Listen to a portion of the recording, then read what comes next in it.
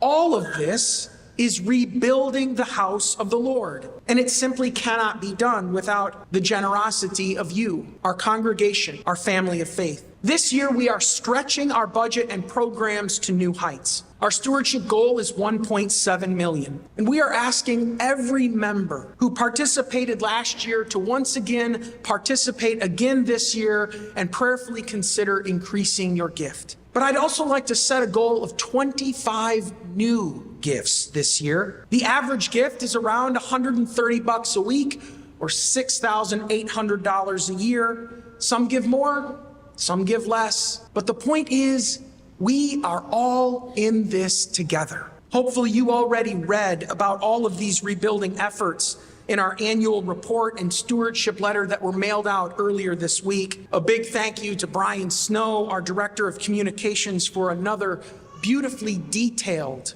and organized annual report.